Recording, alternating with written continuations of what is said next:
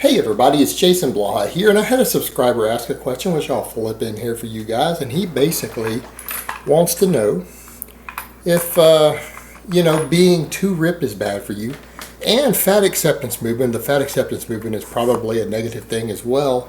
What sort of body fat should men actually be shooting for? What is a healthy range, and why? You know what? I think that's a fantastic question. And sorry, I got my crafting started a little early here. I'm getting a little over eager. So let me put on my +5 hat of weaponsmithing. See if I can skill up my crafting a little bit. My gaming subscribers will appreciate that. And those who know this reference, bonus points for you. Because this hat makes me look like a goddamn sexual tyrannosaurus. So, Cliff Notes. For people who hate the long videos and don't want the detailed answers. A healthy body fat range for most men is going to be somewhere between 10 and 20%. Most medical doctors will agree with that. Most experts will agree with that. Are there exceptions to those rules? Yes, there are, but they are the exception, not the norm. So let's go into a little more detail. Now I'm going to start with the low end because some people are shocked by that. There's always in the online fitness world this idea that being really, really lean or ultra lean is somehow healthy is absolutely false. Absolutely false. It is unhealthy for most men to go under about 10% body fat. Now, some people are going to argue and say, well, I got down to a DEXA scan 8% or 9%. My blood work looked fantastic. My testosterone levels are like 600 nanograms per deciliter. My fasting glucose was great. My thyroid was great. So you're wrong. That's where we go to the thing of there's exceptions to every rule. There are genetic outliers. There are people who have ultra elite athletic genetics who are very, very lean naturally. Many of those people go on to become scholarship level athletes. Some of them go on to become professional level athletes. You know what? Guess what? Genetics aren't equal. There are people who are genetically elite. There are people who are like 10 to 12% body fat just naturally who eat junk food. When those people become athletes, and if they're genetically gifted athletes, oftentimes they have fantastic blood markers and health down at 8% body fat. Although if they go under about that much, many universities will not let them compete in contact sports. Now, there is plenty of data out there, and again, we've seen it as I've discussed in the previous video where that question was asked, that show that when most men go under about 10% body fat, your testosterone levels start to go down. You know what? Low testosterone is in and of itself a medical issue because low testosterone is actually associated with poor health markers in a lot of ways. It affects your cortisol levels. It affects your insulin sensitivity. You can start to lose insulin sensitivity and develop higher cortisol levels just as a male from your testosterone starting to go too low. It predisposes you to heart attacks, strokes, all sorts of things. There's a reason we noted in research, and thousands and thousands of men looked at, I believe a study done with 75,000 men, that low testosterone levels in men who chose to get TRT versus those who chose not to get TRT. The men who chose to go on TRT had something like a 30 to 40% lower stroke and heart attack rate just by making that change. Low testosterone is bad for you as a man. It is an actual health problem. And many men who diet down under 10% body fat, not all of them see a return in their testosterone levels after they come back. Many men who choose to get really ripped for photo shoots, bodybuilding shows, whatever, even who do it drug-free, their testosterone levels, about 5 to 10% of them, don't return to normal after that. It can be a semi-permanent thing.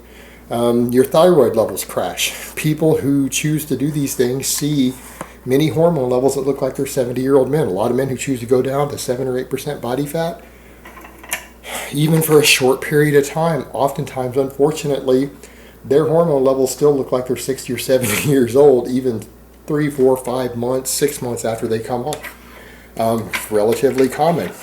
It's one thing you will notice that true natural bodybuilders complain about during their contest prep. What do they complain about oftentimes? Low energy, low sex drive, inability to maintain an erection, complete disinterest in sex. Why? Well, because simply put, when you get too lean, your body thinks you're starving to death. Even though you're like, well, no, I'm choosing not to eat all the food around me. Again, first world problems here. Your body doesn't know and it doesn't care. The last thing it wants you to do is chasing pussy. Because chasing pussy when you're starving to death, the act of going after women and the act of having sex could cause you to starve to death and die. because you're too lean. So the last thing your body wants you to do is to try to reproduce. It doesn't want you to be interested in sex. What's the best way to reduce a man's interest in sex and to reduce his ability to perform in bed? Lower that testosterone. That'll do it. Same thing. How does your body respond to starvation? Let's mess with your leptin levels. Let's mess with your thyroid levels. Let's make you hungry. Let's make you irritable. And let's reduce your metabolism a little bit. It's not going to reduce it tremendously because metabolic damage isn't real, but a few percentile might be enough to keep you alive. It starts messing with these things. Well, what happens when your thyroid levels go down and your testosterone levels go down?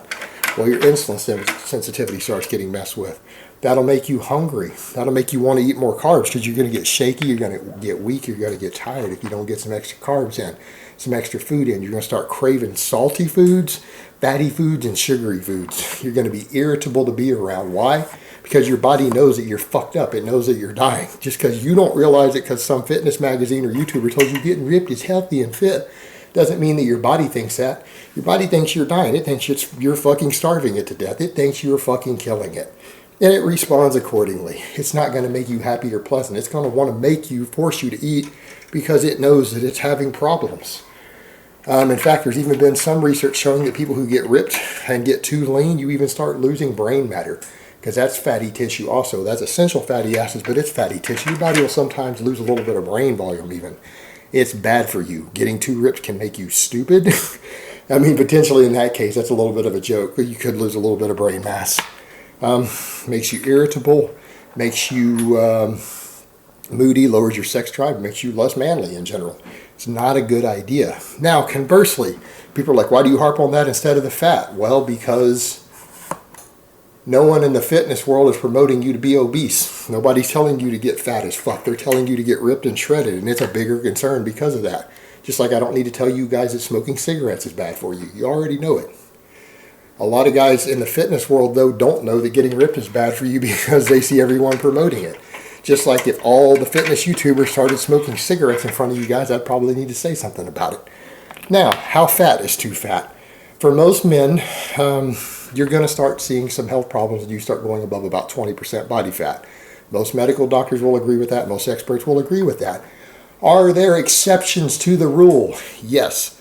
Some men who choose to eat a very high fiber, high vegetable diet, who do cardio and weight lift regularly with pretty good intensity, who have a decent amount of muscle mass, can stave off some of the health negatives of getting a bit fatter. Can they do it indefinitely? No. Are there people who are genetically resistant to the negative health effects of carrying a little extra body fat? Yes. Again, genetics are not equal. Some people are just genetically elite. Some people are going to have fantastic insulin sensitivity, fantastic cholesterol, even if they're carrying 10 or 20 pounds more body fat than you can get away with and do it. That's the exception to the rule. Something we need to be aware of. Again, the exception to the rule doesn't mean that the rule isn't true for 90% of the population. For men, generally going above 20% body fat is a bad idea. Now, people who are, again, very physically active can probably go up to 25, 26 in some cases before they start to see the negative health effects. But again, you're talking people who do cardio every day, people who live with intensity 3 or 4 times a week, people who eat a pretty decent diet. They might get away with it. A lot of people won't. People who aren't really athletic are going to start seeing health problems. Men will by 21, 22% if they've been there a little while. For those men, they're going to want to lose some weight. And again, it's always noted that, again, physical activity can reduce a lot of the negative effects of carrying extra body fat. It becomes compounded when you're sedentary. But it's not infinite. Nobody can keep getting infinitely fat and gain body fat and start not seeing negative health effects no matter how active you are. They give you a bit of a buffer. They give you some wiggle room. But it's not infinite. You will eventually start seeing your lipid profile get worse. You'll start seeing your LDL cholesterol go up, your triglycerides go up. You will start to notice eventually your fasting blood glucose will get worse as you gain body fat, no matter how active you are at a certain threshold. But people who are only moderately active, 20% is probably your cap. How high can you go? If you're extremely active, we don't know. There's no hard numbers on it. But it's safe to say you probably don't want to go much above 20% and stay there for long. You probably don't want to sit at 25% body fat for 3 years straight as a male, even if you do 2 hours of cardio every day and you deadlift 500 pounds. You know, still probably not the best of ideas. And so this whole idea of health at any size simply isn't true. You can get too lean or you can get too fat, that no matter how clean your diet is, how many fruits and vegetables are in your diet, and how athletic you are, you don't have an infinite range of body fat of too low or too high that you can go to without starting to suffer some negative health effects. Health at any size is a myth. That's where we get into the fat acceptance thing. But we also have to accept that it can go in both extremes. You can't get infinitely lean either and not start seeing negative health effects, just like you can't get infinitely fat without seeing it. There is a generally accepted healthy range for men. And again, while there are exceptions to every rule, those exceptions shouldn't change the rule for the general populace. So for men, 10 to 20% body fat is going to be your accepted healthy range, with some people being able to get outside of that range a little bit and still be okay, but most people aren't going to. All right, guys, but that's really all I have to say on that today. I hope it's been informative, and I will talk to you guys next time.